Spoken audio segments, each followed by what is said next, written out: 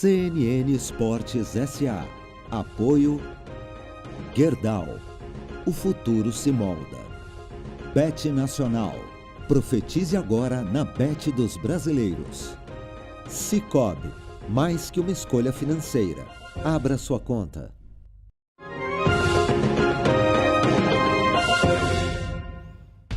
Olá, eu sou João Vitor Xavier e o CNN Esportes S.A. está no ar.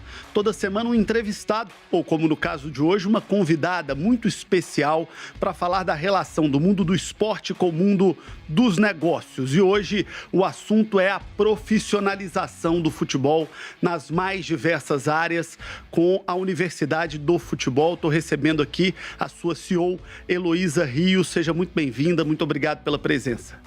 Muito obrigada, João Vitor. É um prazer estar aqui nesse programa que já é um grande sucesso. Muita honra. Vamos conhecer um pouquinho da trajetória e da história da Heloísa Rios. Não existe clube bom com gente ruim. A frase é de Heloísa Rios, convidada de hoje do CNN Esportes S.A. Profissional com mais de 30 anos. Breaking News, CNN.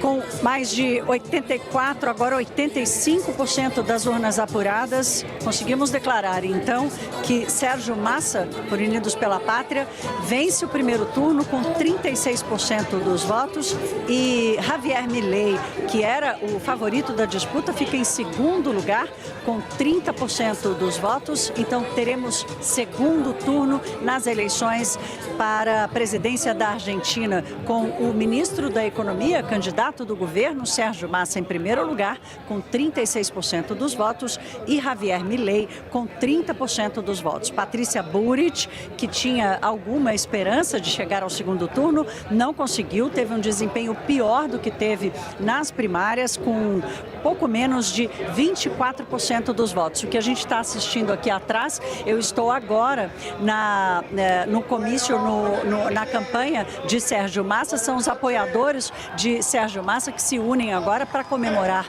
esse resultado. Não era um cenário provável nos últimos dias. Sérgio Massa foi crescendo ao longo das últimas semanas e conseguiu, então, confirmar um favoritismo com 36% dos votos, deixando Javier Milei em segundo lugar com 30% dos votos. Numa primeira análise, cientistas políticos vêm dizendo que para seguir à frente nas eleições, Sérgio Massa vai ter que se distanciar de Cristina Kirchner, atual vice-presidente, e de Alberto Fernandes, presidente atual. Cristina Kirchner, que é a representante do kirchnerismo, para fazer coalizões mais ao centro e mostrar aos eleitores argentinos que Javier Milei representa um perigo maior para o país. Então tá aí, Sérgio Massa vence o primeiro turno das eleições com mais de 36% dos votos. Daqui a pouquinho vai chegar aqui ao púlpito e falar com os seus apoiadores. E nós seguimos aqui com a cobertura completa das eleições na Argentina.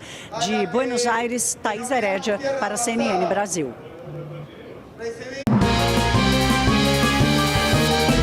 Breaking News, CNN. Anos de experiência em empresas nacionais e multinacionais, Heloísa é especialista em estratégia, inovação e ESG. Ela chega para nos mostrar a importância de ter pessoas capacitadas no meio do futebol. Atua como conselheira de empresas e é sócia CEO da Universidade do Futebol, que tem como objetivo mudar o futebol para transformar a sociedade. A mudança no futebol passa obrigatoriamente pela SAF? Qual o preço da criação de uma liga para a evolução do futebol aqui no Brasil? Essas e outras perguntas, Heloísa Rios vai nos responder a partir de agora. Heloísa, muito obrigado pela presença. Acabo de ver na sua história que você é uma executiva de muito sucesso, mundo afora, vem do mundo corporativo para o futebol. E eu queria entender o que fez uma mulher vitoriosa, de sucesso, executiva que roda o mundo, escolher o futebol para militar e para construir carreira. João Vitor, o que me trouxe para o futebol foi uma consultoria estratégica, que é a minha expertise no Clube Atlético Paranaense. E o que me fez querer ficar no futebol é por acreditar no poder de transformação que ele tem. Seja ele econômico, social ou cultural. Ele pode e influencia a vida de milhões de pessoas e é nesse lugar que eu quero ser uma conexão. A Universidade do Futebol está completando 20 anos. Em 2 décadas, muita coisa muda. O que mudou nesses 20 anos no futebol? Olha, nesses 20 anos no futebol, onde o nosso fundador criou com o conceito de transformar o futebol pelo conhecimento, a gente vê muita coisa mudando, mas ainda aquele sonho, né, de olhar o futebol e dizer é uma indústria assistida por bilhões, praticada por milhões, mas um futebol é estudado por muito poucos. Então, a gente vê uma transformação, a gente vê depoimentos, a gente vê líderes hoje no futebol que passaram por dentro da universidade e outras conexões, mas ainda precisamos de muita força para ir para essa 3ª década. O futebol brasileiro, ele sempre foi um futebol de muita paixão, mas de muito amadorismo, dirigentes muito pouco comprometidos com a gestão, muito pouco comprometidos com a governança dos clubes. Isso mudou ao longo dos últimos anos ou a gente ainda tem muito para caminhar? João, eu entrei no mundo dos esportes do ponto de vista de negócio em 2015 e entrei no futebol em 2018. E nos últimos 5 anos, aí eu posso falar com muita propriedade, é muita mudança para melhor. A gente ainda carece de uma visão e de uma atuação sistêmica. A gente tem muito que melhorar e progredir no que você falou, em termos de gestão, de governança, de um olhar social, de entender que essa indústria é feita de pessoas, principalmente no centro dela estão os atletas. Então, muitas coisas para mudar, mas vou te contar uma coisa que me surpreendeu quando eu entrei. 2 coisas. A primeira é quando a gente começou, eu fui na minha primeira aula de governança, né? Um aluno falou assim, professor, eu quero ver com você, a gente está 5 horas falando de governança e tal. Aí eu muito empolgada, falei, não, é só para vocês despertarem o interesse. Então, ele falou, não, eu queria aproveitar essas 5 horas para resenha. Governança não faz muito sentido. Hoje não. 5 anos depois, assim, a outra turma, mas o mesmo assunto, desperta interesse, desperta discussão. O outro exemplo que me chamou muita atenção quando eu entrei no futebol, como você falou, é uma indústria que olhava a parte de resultado, a parte econômica, é quase dizer que o assunto dinheiro, que o assunto recursos, que acesso a capital, era uma coisa que eu não entendia vindo do mundo corporativo, né? Mas hoje, eu estava, por exemplo, discutindo futebol, lei da SAF, mercado de capitais. Como o acesso a capital pode fazer isso que você falou. Investir em formação, em treinamento, mas investir nos atletas, investir em manter mais os atletas aqui. E eu acho que o país também, nesse sentido, né? Tinha uma frase que eu aprendi quando eu entrei, o futebol tinha a cultura da permissividade, quer dizer, tudo podia, era questão amadora, eu contratava alguém e deixava por ali. E esse movimento, não só das leis das SAFs, mas a profissionalização, a vinda de capacitação dos líderes que ali estavam, de novos líderes, e mais ascensão de muitos profissionais, muito visionários que vêm do futebol, a combinação disso tudo, eu vejo, assim, em apenas 5 anos, uma revolução. Heloísa, nós temos hoje no Brasil pessoas preparadas para a gestão dos clubes, porque, historicamente, a gente vem de um futebol onde um bom profissional, um bom gestor colocava em prática no clube aquilo que ele fazia às vezes na sua empresa, no seu negócio. Mas a gente não tem uma política, uma prática de criar bons gestores no futebol brasileiro. Como é que isso está sendo trabalhado hoje? Como é que essa realidade está sendo mudada? Olha, eu vejo um impacto enorme e eu vejo o resultado dessa combinação, como a gente estava dizendo. Quer dizer, às vezes não é nem só a formação, mas essa característica de liderança. É a característica de mostrar, eu vi alguns dos seus entrevistados aqui, são pessoas que hoje estão abertas a combinar experiências do mundo corporativo, de outras indústrias, experiências acadêmicas, mas líderes que hoje também estão mais abertos a compartilhar. Eu gosto muito da expressão que aprendi numa das minhas missões na China, que fala da coopetição. Então, é quando a gente coopera e quando a gente compete. O que eu tenho visto dentro da Universidade do Futebol, dos nossos alunos, nas consultorias, o que eu tenho visto dentro das parcerias, uma grande parceria que a gente tem com a Federação Paulista, com a Álvares e Marçal, com a própria CBF Academy, são executivos, dirigentes e líderes muito dispostos a compartilhar aquilo que eles entendem, que alavancam a indústria como um todo, e era muito fechado, como você muito diz, né? A sociedade, a gente entendia que conhecimento era poder, e eu acho que tem um grande despertar desses líderes, que eu não estou falando do meu time contra o seu, eu estou falando de espetáculo, eu estou falando de produto, mas ainda um grande salto necessário para esses líderes, esses gestores entenderem que não é o futebol do Brasil e no Brasil. O mundo se transformou no futebol também. Nós quase que, se você estuda, a gente tinha essa tradição, um país que a gente ainda é um grande país de futebol. Mas a gente tinha até uma certa soberba, né? Somos o país do futebol. E deitados nessa soberba, a gente tem perdido espaço há muito tempo. E isso é muito perigoso. Porque hoje, por exemplo, se você clama qual é o país do futebol, a resposta é quase que de uma marqueteira como eu. Depende, né? Em qual parâmetro você está considerando? Somos ainda o país com o maior título de Copas do Mundo, mas que deu os atletas nos 10 maiores.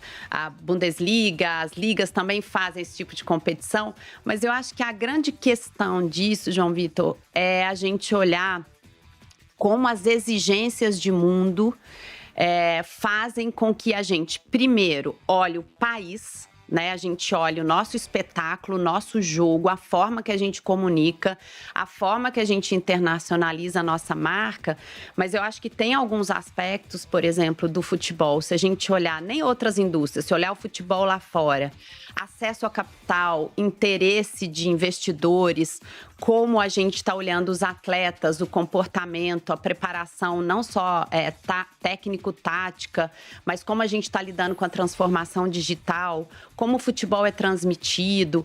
Então, assim, existe um mundo que em vários aspectos já mudou e que a gente está acelerando, mas precisamos de fazer bastante mais. A Universidade do Futebol ela é especialista em treinar pessoas para essa grande indústria. Você é uma mulher de muito talento e de muito sucesso. Por que a gente tem tão poucas mulheres no mundo do futebol? Olha, eu entrei, né, recentemente aí nos 5 anos e o que eu tenho visto é um despertar de mulheres líderes se interessando por essa indústria, como somos mulheres, eu sou conselheira de empresa, né? Hoje a gente ainda tinha uma conversa dentro de um projeto que a gente tem com a federação, que é liderança feminina. Eu acho que ainda tinha um olhar mulheres no futebol feminino, então a gente já despertou para mulheres no futebol, ou mulheres, né, no lugar que ela escolher. E hoje eu tive a gente fazia um debate com o executivo dos Estados Unidos, que mostrava pra gente a história do Orlando Pride, por exemplo. E eu acho que ainda tem aquela questão, esse espaço que você tá me dando, né? Para uma mulher tá vindo falar de futebol, né? De gestão, de governança, de ESG. Falta um pouco disso, quer dizer, o mundo do futebol saber que tem mulheres preparadas. Isso não é diferente no mundo corporativo, mas o futebol ainda vai acelerar. Afinal de contas, se a gente era relacionado a futebol feminino, que ele teve suas 6 décadas de proibição, tem um despertar. E o papel hoje, eu acho que você fala assim, opa, vamos olhar, né, que o que interessa é o talento, não é o gênero. Há uma mulher hoje com muita visibilidade no futebol brasileiro, que é a Leila Pereira, presidente do Palmeiras, e que vive um momento de uma ruptura leitura muito forte de conceitos, de padrões do futebol e faz um enfrentamento muito duro do atual modelo do futebol brasileiro. Queria a sua opinião como uma gestora no meio do futebol, da figura da Leila, da presença da Leila do futebol, da importância do que ela representa hoje para o futebol brasileiro. Olha, primeiro assim, eu conheço a Leila do que todos nós temos esse contato, né? Então, eu gostaria mais de focar, como você me convida, a essa presença, a esse papel. Eu acredito que tudo na vida tem que ter um pouco de equilíbrio, combinado com humildade, combinado com ousadia. E a gente vai errar em algumas doses. Então, Leila é uma precursora, uma pessoa ousada, uma empresária que já tem uma história, né? E então eu olho a presença dela como uma presença que inspira, né? Eu olho a presença dela como uma presença de temos um caminho, né? Mas eu acho que o grande segredo aí da gestão e tal é a composição e um respeito à história.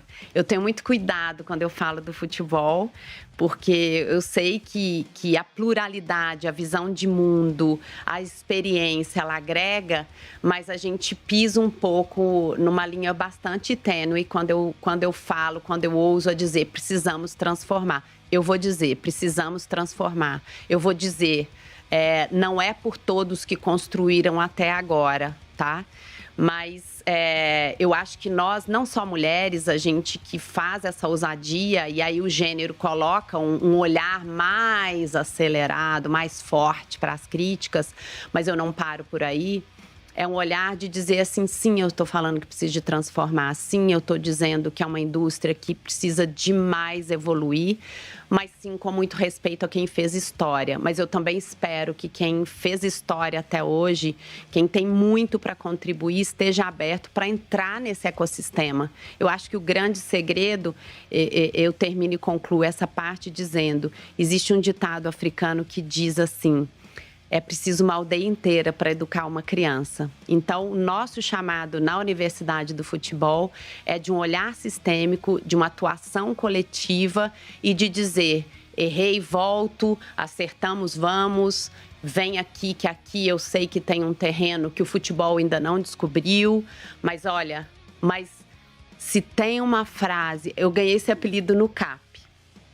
No CAP, o pessoal, quando eu cheguei, o pessoal falou assim, ai, Heloísa, mas no futebol é assim. Pensa uma frase que eu não aceito. Isso é um ditado dos mais repetidos. Futebol é diferente. No futebol não é assim. No futebol as pessoas não aceitam isso. Como se todos os negócios bem-sucedidos do mundo, a gestão fosse bem aceita, a governança fosse bem aceita, o marketing, a estratégia, a disciplina, e só não servisse para um negócio no mundo, que é o futebol. Eu até cheguei a escrever um artigo sobre isso. No futebol era assim, esse que foi o meu apelido. Por causa disso, João, não é sobre nós, não é sobre o futebol, é sobre entretenimento. Na indústria de alimentos, de onde eu vim, assim, eu não estou disputando se você está bebendo água ou esse suco contra esse suco. Eu estou dizendo assim, eu só consigo beber essa xícara, o que tem dentro. Então, quando eu olho o futebol, para mim, é a mesma coisa. Ok, você pode ficar em duas telas, mas a nova geração, e não só, eu tenho ou a música ou o futebol. Ou eu vou no festival, no The Town, ou eu vou numa arena. Ou eu estou... não é isto e aquilo o tempo inteiro, né? A geração jovem, você tem... A gente, né, cresceu com um time, né? Hoje... O mundo, voltando ali no futebol global... O menino tem um time na cidade dele, ele tem um time, às vezes, no país dele, ele tem um outro na Europa e agora um na Arábia Saudita. E mais, né? Ele tem o futebol, quando... Eu pego sempre meu filho falando, mãe, vamos assistir futebol essa noite, quando a gente liga a TV, é futebol americano. Então, João, não é sobre nós, não é sobre o futebol. O mundo se alargou demais para a gente não entender o entretenimento, para a gente não entender que o consumo, se eu consigo consumir isso, se eu tenho um dinheiro, uma carteira, eu tenho que ser atrativo o suficiente. Então, nós precisamos ampliar esse olhar. Os clubes não se comunicam muito mal no Brasil? Eu vejo clubes cada vez mais fechados, mais herméticos. Você veio da indústria, e de uma indústria milionária que é o agronegócio, né, que hoje, né, é fortíssimo, é uma locomotiva desse país. E o agronegócio é um dos grandes cases hoje de como muda uma imagem social através da comunicação, e tem feito isso muito bem. E os clubes de futebol não estão se comunicando muito mal, não estão perdendo a oportunidade de se abrir, de atrair novas pessoas, novos torcedores, de vender mais, de botar mais dinheiro. Quanto mais os clubes se vendem, menos eles ganham e mais dinheiro eles perdem. Sim, a gente está acompanhando uma revolução da transmissão, uma revolução da comunicação, mas aí você me faz lembrar uma entrevista que eu fiz com o Fernandinho do Manchester City, e que ele dizia das obrigações de um jogador. Não só das obrigações, mas como um jogador, como eles eram preparados, como eles são preparados lá. Então, ele entende o seu compromisso no treino, o compromisso do jogo, e ele entende o compromisso do representante daquela marca, que por acaso é aquele clube. Isso não só na comunicação, mas na representatividade, por exemplo, até em ações sociais genuínas ligadas àquele patrocinador. Então, é mais amplo, é mais sistêmico. Quando você fala, por exemplo, a gente fala toda boa história, a gente que é mineiro adora, né, contar um caso. O caso tem que ter personagem.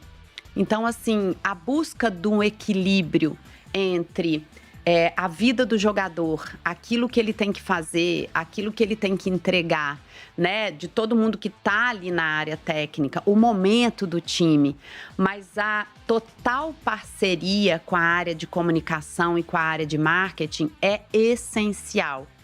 E mais, né, por exemplo, quantos programas tem durante o dia, nas várias mídias, falando do nome dos clubes, falando da marca dos clubes, né? Mostrando os patrocinadores. Que sonho se a gente tivesse isso em outras indústrias. Uma empresa como a Tetra Pak, onde você trabalhou, pagaria ou paga milhões e milhões para ter esse espaço que os clubes têm de graça e muitas vezes não utilizam.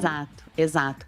Tem iniciativas, em tudo que a gente está falando, já tem bons casos, já tem boas iniciativas, mas, de novo, eu acho que falta de comunicação específico, eu acho que falta muito a gente crescer, a gente entender. Além dos meios de transmissão, tem ideias fantásticas. Vou citar aqui o meu encantamento com a Copa do Nordeste, com a transmissão do Paulistão, com a forma da Copa do Mundo feminina. Mas como você disse, assim, esse atleta que é o coração, a gente precisa dessa formação sistêmica dele, que é muito além da comunicação, mas isso precisa entrar. Tem uma palavra que eu gosto muito, que é consciência e intencionalidade, né? Aí entra a educação de novo. Como eu vou formar, como eu vou gerar essa importância do valor da comunicação com esse atleta, com a equipe técnica, com o treinador, e como eu vou comunicar com intencionalidade. Como acabei de voltar do Real Madrid. E o Real Madrid, eu andei lá em todas as áreas, e uma das coisas que eles têm é uma consistência de treinamento de grandes executivos e de grandes parcerias, para que todos os atletas, de forma transversal, entendam a cultura do clube, o posicionamento da marca do Real Madrid e qual é o papel deles. Isso é constante, tá? Igual você passa por uma avaliação física, você passa por treinamentos como esses, consciência e risco, uso de mídias sociais. Precisamos fazer isso com mais pulso aqui.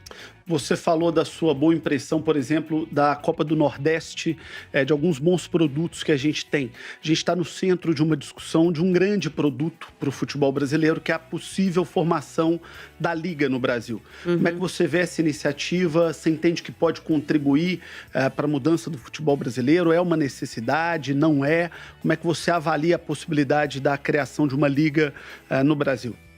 Eu vejo com muita esperança. Nesse momento são 2 blocos comerciais, mas eu vejo conversas muito positivas dessa conversão. E o que a gente vê lá fora é as ligas, né, se fortalecendo, entendendo esse ecossistema, mas Para além disso, eu vou dar o exemplo conectando ao que a gente acabou de falar. Acabamos de ter uma experiência com a La Liga, junto também, sempre cito a Federação Paulista como uma parceira. Fizemos uma viagem lá. Uma das apresentações, João Vitor, que mais me chamou a atenção é o fair play financeiro da Liga Espanhola. 70% do dinheiro investido que vem dessas negociações, né? Desses acordos de transmissão, eles têm obrigatoriamente que ser investidos em infraestrutura. Infraestrutura é grama, é arena, é educação, é desenvolvimento tecnológico, é a essencialidade de desenvolvimento. Depois, aí você tem os outros investimentos, mas, por exemplo, eles são monitorados e existe, assim, dentro do que você está falando, uma plataforma de comunicação. A gente assistiu uns sistemas que eles estão usando que terminou o jogo, o sistema ele já baixa para você fazer a consulta. Eu quero o gol do João Vitor, eu quero a hora que ele jogou com o pé direito, eu quero aquele lance, baixa, recorta o gol 15 minutos para trás, 15 minutos para frente. Você vai no sistema, você baixa aquele... Eu quero em formato de Insta, eu quero em formato de LinkedIn, de Facebook, de Twitter, TikTok. Eu quero com esse áudio, aquilo baixa, você vai gerando aquela comunicação. E isso na Liga, voltando à sua pergunta, são sistemas, né? Como a MLS tem um sistema de gestão. Então, eu estou trabalhando para isso, para a gente se fortalecer, não só aí, mas também eu tenho um projeto muito especial com o projeto de formação de base. Eu acho que a gente tem que recomeçar algumas coisas. Nós vamos falar daqui a pouquinho sobre futebol de base, sobre a formação de atletas, mas antes, dando gancho no que você vinha falando, a SAF é o melhor caminho para os clubes se tornarem mais profissionais ou é apenas uma oportunidade? Há também outros caminhos? É possível ser profissional, ter gestão profissional sem ser SAF? Eu acredito que sim. A SAF é uma grande oportunidade. A lei da SAF, que está, né, cada vez mais se consolidando, mas está em evolução. Ontem eu estava nessa discussão. É definitivamente um caminho maravilhoso, não só para acelerar essa profissionalização, mas ela permite um acesso a capital, né? A gente diz muito assim, clube empresa já era possível, mas todo esse arcabouço legislativo e tudo que está acontecendo, ela permite, usando tua palavra, uma aceleração da profissionalização e faz muito sentido para quem disse, eu estou bem, mas eu quero acelerar meu crescimento. Então, a primeira onda foi de times mais com dificuldade financeira. A primeira onda foi da salvação, né? A primeira onda foi da salvação, com muito profissionalismo, né? Você entrevistou Gabriel Lima, você entrevistou Tairo, né? A segunda onda que a gente acha que está começando alguns movimentos, ela começa agora e depois essa oportunidade está aberta. Agora, por que a profissionalização? Porque você tem regras para cumprir, muito mais rigorosas. Você não tem uma coisa que a associação realmente ela fica à mercê da transição de poder e de liderança, né? Mas não é assim, SAF é bom, não é associação é ruim. Pelo contrário, nós estamos falando de boa gestão, mas nós estamos falando de oportunidades não só por cumprimento de normas e regras e leis, né? Eu digo que a gente muda por 3 Ds, design, decreto ou desgraça, né? Então, assim, que a SAF seja cada vez mais uma opção de design, uma opção estratégica, pensada de crescimento, porque você tem que olhar o sócio, né? A gente tem aí um romantismo de que vão vir e vão jogar só para a torcida, não é retorno, é negócio, senão... né? Ninguém vai investir, investidor quer retorno. Mas ela tem muitas normas, muitas coisas que vão precisar ser cumpridas, né? Muitas coisas que estão ali na lei. Inclusive, o artigo 28 e 29 fala do investimento em desenvolvimento de educação e social. Então, é um excelente caminho, mas não é para todos os clubes. Como disse a Heloísa, é um mundo de milhões e de paixões. Vamos ver o que aconteceu nesse mundo fora dos gramados, fora dos campos, com o Giro SA, no oferecimento de Gerdau, o futuro se molda. Vamos lá.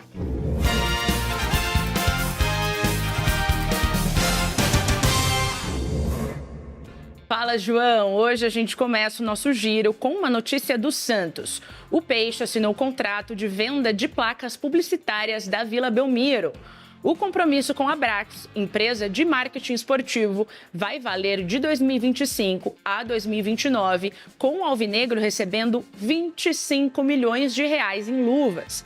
Caso o Santos realize a reforma na Vila durante esse período, o contrato continua valendo para onde o Peixe atuar como mandante. Do Peixe agora para o Lion. Isso porque o Fortaleza, que é finalista da Copa Sul-Americana, vai inaugurar em dezembro uma das maiores lojas do Brasil. A Lion World terá 1.600 metros quadrados e o empreendimento será montado pela Volt, que já é fornecedora de material esportivo do clube. Além da loja oficial, o local terá um complexo temático e contará com bar, café, salão de beleza para homens e mulheres, além de ambientes voltados para as crianças. A expectativa é de que a Lion World se torne um ponto de referência para os torcedores do Fortaleza. Já a NBA pretende arrecadar cerca de 75 bilhões de dólares com contratos de direitos de transmissão nos Estados Unidos. Para a gente ter uma ideia, isso em reais dá 379 bilhões. E esse valor astronômico se dá pela concorrência com diversas empresas de mídia interessadas. O processo de licitação deve ter início em 2025. Bom, quem quiser transmitir as cestas do LeBron James ou as grandes jogadas do Curry vai ter que tirar o escorpião do bolso. João, esse foi o nosso Giro SA. Eu volto com você na sequência. Muito obrigado. Daqui a pouquinho eu volto com a nossa entrevistada de hoje, Heloísa Rios, que é CEO da Universidade do Futebol. Por lá já passaram Kaká, César Sampaio, Mauro Silva. Daqui a pouquinho vamos entender o que essas personalidades do futebol aprenderam e estudaram na Universidade do Futebol do Brasil. Daqui a pouquinho.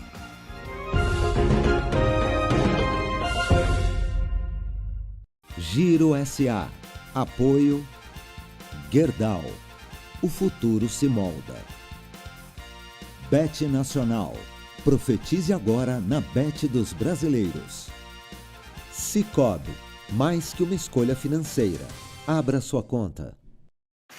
E aí, tá com sorte hoje? Sorte nada. Conhecimento, né? Sei. Anota aí. Eu vou profetizar o jogador que vai marcar o primeiro gol.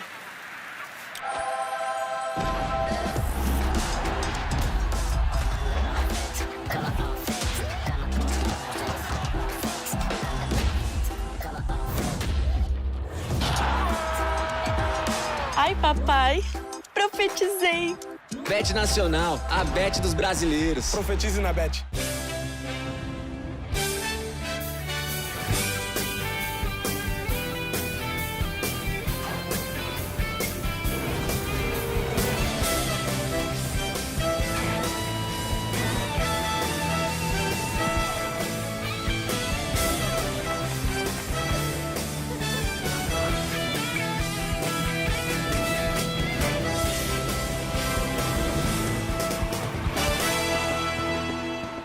Cara, que sucesso isso. União de pessoas e crescer junto.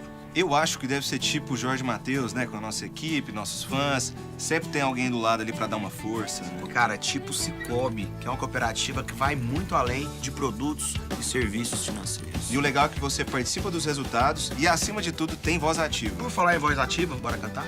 Vamos lá. Mas que uma escolha financeira, Sicoob. Been in a lot of festivals, one of the best ones. So before the attack. More than 3,000, mostly young people, had gathered in an open field. It became a killing field. They're shooting people. You need to leave your cars and run for your life. Documentário exclusivo da CNN Internacional, com a apresentação do jornalista premiado Anderson Cooper. So heading east through this open field was the only way for many people to try to get out. It was a horror movie. Terror em Israel. Amanhã, 11h30 da noite.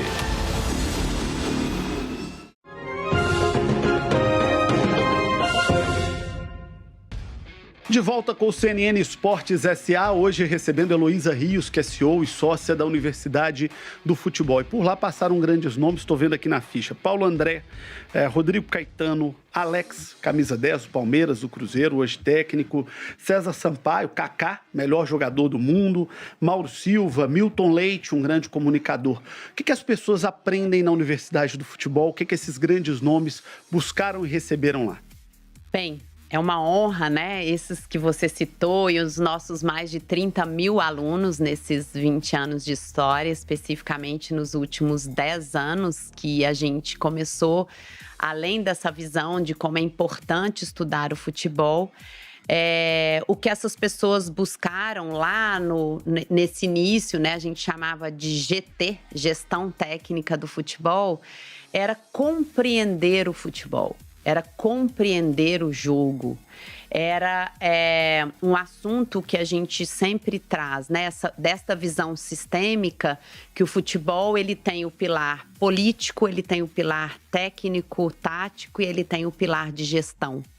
Então, o nosso principal programa sempre foi esse programa de sair da sua atuação, sair daquele seu papel. Tem até um depoimento lindíssimo do Kaká, que ele diz: joguei futebol muitos anos. Em 2015, quando estudei, comecei a compreender um outro futebol. Então, são mais de 40 cursos, né, que a Universidade do Futebol tem nas áreas técnico-táticas, na área de gestão, tem governança, scouting, direito desportivo, mas a gente está sempre buscando qual que é a próxima fronteira. Então, além desses alunos, também naquela visão, né, da importância do coletivo, desde que eu entrei, meu outro sócio, Rafael Lacerda, junto com Medina, a gente entendeu que nos últimos 5 anos o Brasil ia passar no futebol e a gente vem refletindo nos nossos cursos e nas nossas parcerias essa transformação de indústria, que eu acho que é um nome rejeitado em 2018, eu já tive vários, né, indústria do futebol, sim. Então, hoje a gente oferece, pela universidade, com as nossas parcerias, que a gente entendeu que essas alianças vão levar, por exemplo, com a Federação Paulista, a gente vamos para a 4ª edição do Master FPF. Trouxemos a La Liga.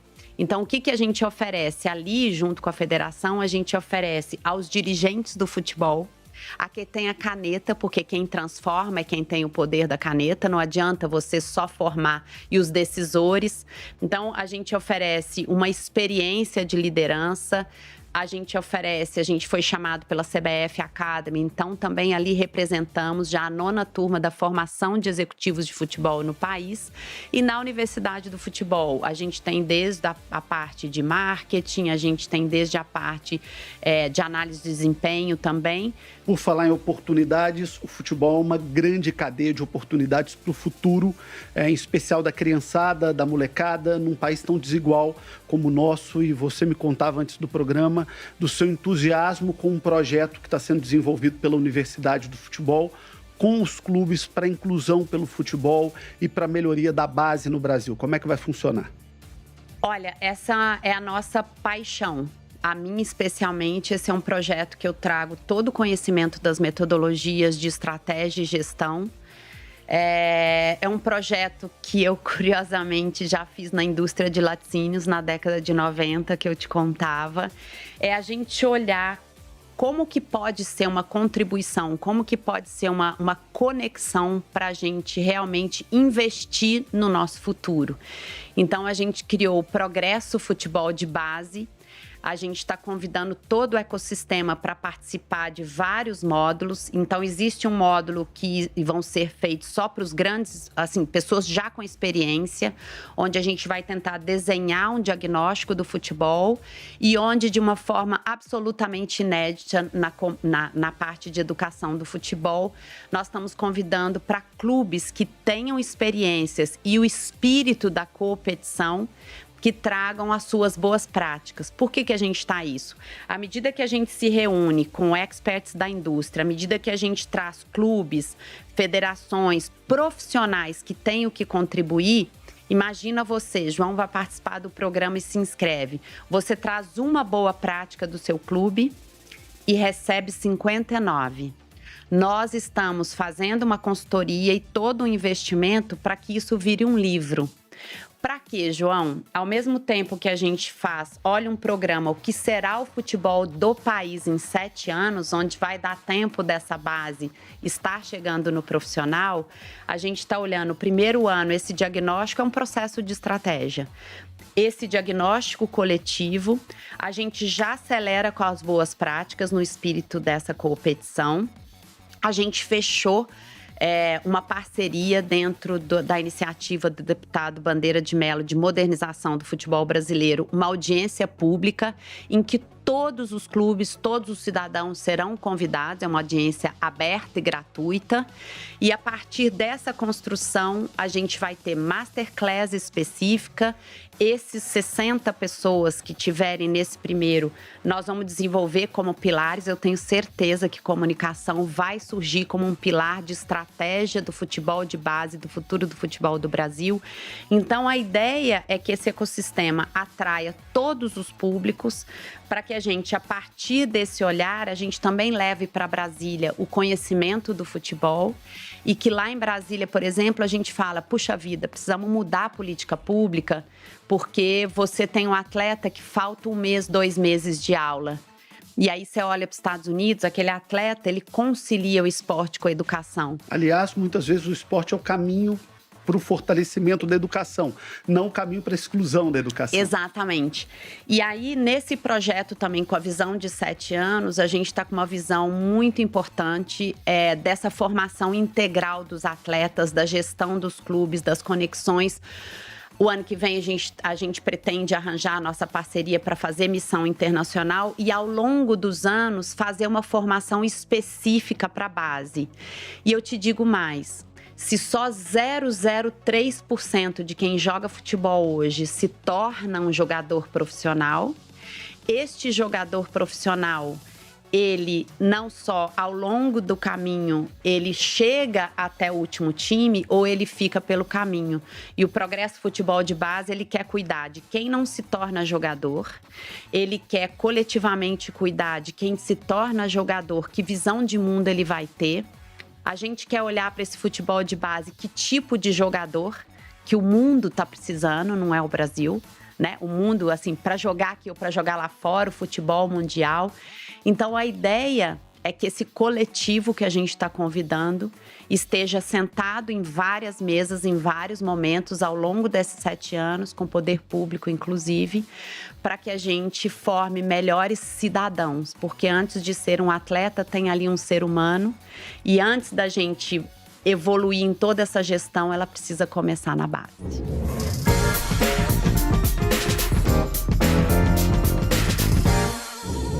Está na hora do De Primeira SA, perguntas curtas, respostas rápidas no oferecimento de Gerdau. Quais são os principais cases de boa gestão hoje do futebol no Brasil? Você que trabalha com diversos clubes Brasil afora. Essa você me apertou, posso pular? Não pode. Aqui não vale pular. Vou chamar os universitários. Eu tenho uma admiração, claro, pelo CAP, né? Por tudo que eles fazem com a visão de um clube menor. Eu acho que tem o Palmeiras aí que está se mostrando. Acho que tem o Fluminense, que tem um olhar ali de gestão. Veio o Tairo aqui, o Cruzeiro SAF, o Atlético Mineiro. Eu acho que você está me apertando. Eu posso citar o Fortaleza, que eu tenho grande admiração. Então, eu citaria outros tantos, mas eu pegaria um aspecto de cada um deles. Paixão e profissionalismo, quantos % para cada lado no futebol? Eu teria muita paixão o tempo inteiro, profissionalismo 200% do tempo, isenção e pragmatismo. Eu acho que a visão estratégica e uma execução exemplar, com todos os princípios de governança, transparência, prestação de contas. Então, assim, não tiremos a paixão, né? E essa paixão me leva a algumas decisões de feeling, de instinto, como é no mundo corporativo, mas a estratégia, o pragmatismo, não abriria mão em nenhum momento, nem quando a paixão bater muito forte, aí você volta na página 1. De uma maneira direta, o que a gente mais tem que aprender com o futebol europeu? Você acaba de voltar de um giro agora por grandes clubes, por uma grande indústria que é o futebol europeu. O que a gente mais precisa aprender com eles? Eu acho que é a transformação que eles fizeram. Visão estratégica, longo prazo, com controle financeiro e governança. Então, tudo que eu vi ali, todo o investimento, ele vem depois disso, né? O investimento no esporte e a visão que eles não estão concorrendo, que é nosso ponto que bastante falado, que eles não estão concorrendo só com eles. Heloísa, eu tenho perguntado a todo mundo que vem aqui, o futebol brasileiro vai dar certo?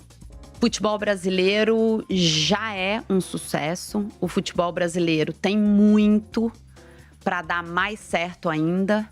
Então, eu sou uma fiel investidora em todos os sentidos, dedicando inclusive a minha vida profissional neste poder de transformação. E volto a dizer, o futebol pode ser um sucesso econômico, social e cultural. Para fechar, futebol é machista?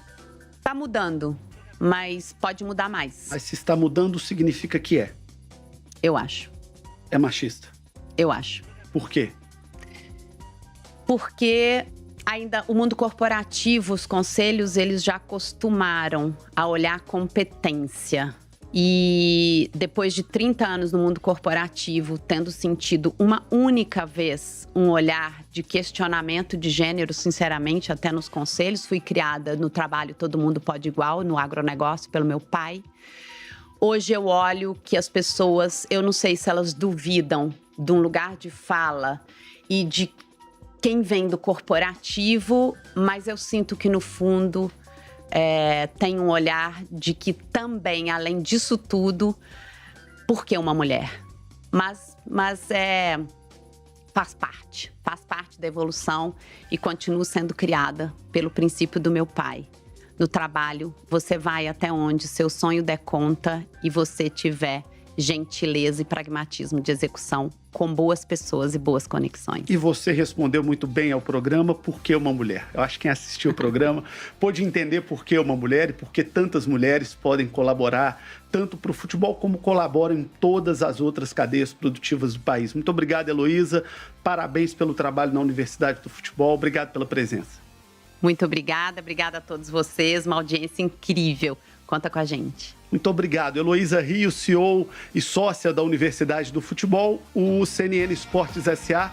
fica por aqui, mas voltamos na semana que vem, sempre com um convidado ou uma convidada muito especial para falar sobre o mundo do esporte e dos negócios. Obrigado pela audiência e até mais.